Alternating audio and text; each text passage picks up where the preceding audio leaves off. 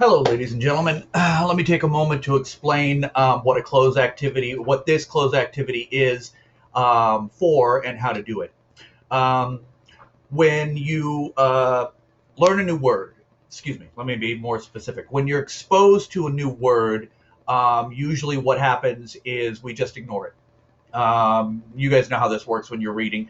You come across a word you don't know, you can't pronounce it, you just skip it and hope by the end of the sentence you kind of still understand what's going on. Same thing happens when you're talking to people. If they use a word you don't know, usually you just kind of listen, see if you still follow what's going on, and you just move on. It's usually only after you hear that word a bunch of times and you become conscious of it that learning starts to happen. Okay, so in other words, if you just hear that word, it has very little to do with your brain other than trying to figure out the rest of it. Sometimes we even, like, you guys probably have seen this when people are reading and they come across a word, they go, and then the dog, what's that word? And then the teacher says it, and the person reading just goes, yeah, and skips on, and they don't even say it. No learning going on there.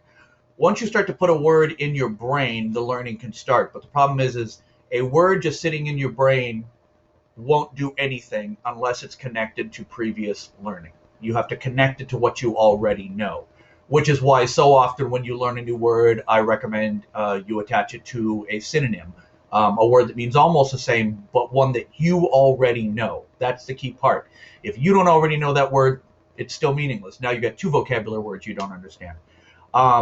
So the way this works is you put something in there, and then you have to start making connections between this new knowledge and knowledge that's already in your brain, and that makes it more likely that when you come across a word again, you will remember it. There are different ways to do that.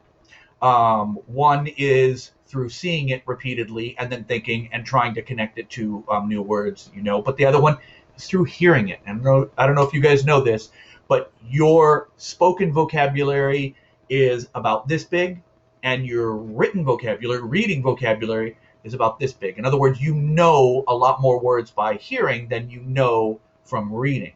So that's a powerful little thing right there. And to ignore it by not having you learn how to pronounce these words, learn how they sound like, try and listen for them, that's a huge bit of connective tissue that we're not using to help you learn the words. So that's what this is for. It is to help you hear what the words sound like and then listen to it in a few different contexts. So the test right here, you're going to get a clip of the song, and your job is to listen to the song by clicking up here and then figuring out, okay, for this blank right there, which of these words did they say? Then you can click, let's say you think it's etymology, and then you click up here, and then boom, it selects a word and puts it in there. Now, before you do that, I would highly recommend that you do this other thing. I've included down here an audio clip of how these words are pronounced. This is going to help you really figure out what they sound like when spoken by a dorky English teacher.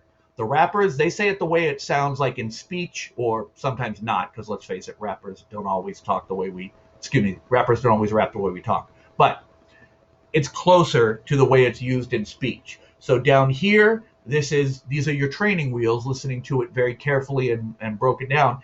Down here is training for how it really sounds in public, so you can start making those connections. You put it in your brain by what it looks like, but then you start attaching it with more information of what it sounds like.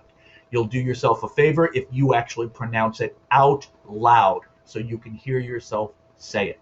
Okay? Don't know if you believe in that science, but I've been doing this for a while and I've seen results. So that's the way to help you guys learn these better and get through these exercises faster. So good luck, be safe, and wear a mask.